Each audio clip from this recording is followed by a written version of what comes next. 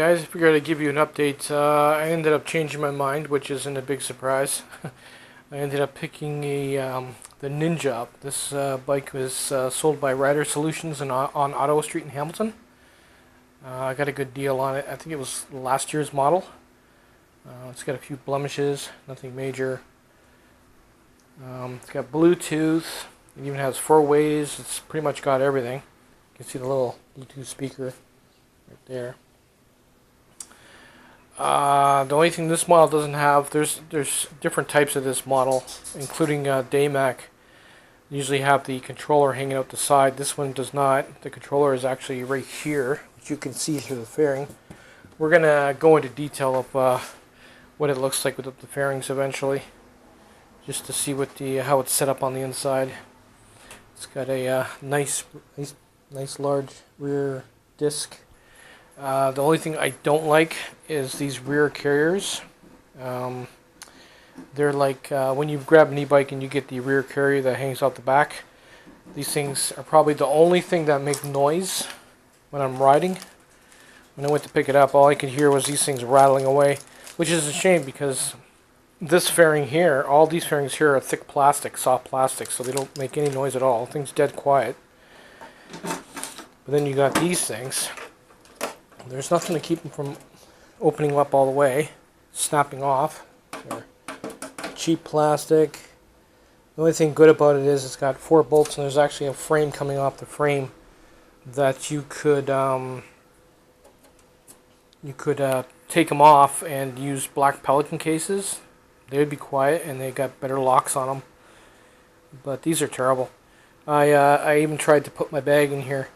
Just to, like, when I went there, I carried my helmet there, and I went to put my bag in this. I couldn't even get the bag in it because it was so flimsy, and yeah, it's no good.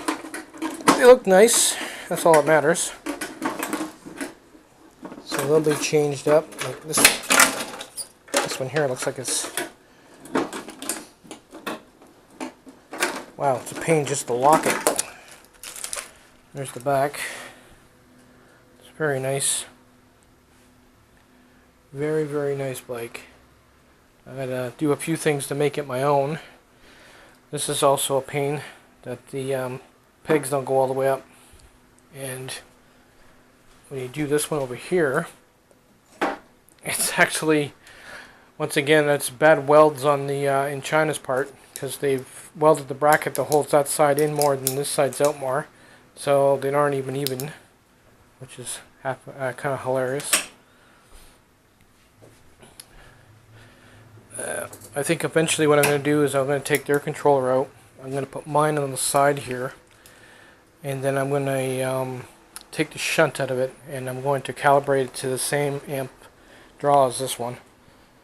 Some other features it has, obviously 3 speeds, your Bluetooth setup here, and then you've got a four-way switch there for the lights for your turn signals. This stuff's pretty much basic here, and it's gonna just give me a minute. I gotta turn it on. I gotta warn the wife. The alarm's gonna go off. Oh, yeah, that was loud. Okay, so the alarm's pretty loud. Here's what the display looks like. That's nice, multicolored display, and that lights up too, as well as over here. It's going to be loud again.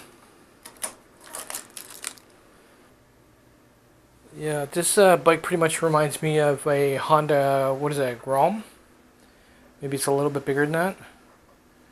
But what sold me on it was the brakes, obviously, front and back disc brakes, large master cylinders, and the forks, which is very nice. Now on the price off, obviously the price. We keep it under 3. Like, how was that not nice? Looking forward to taking it on the road, but the day I pick it up, it rains.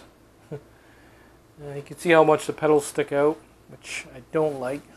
Even the guy that sold it to me, the mechanic, was like, I don't even know why they have to make them so they stick out so much.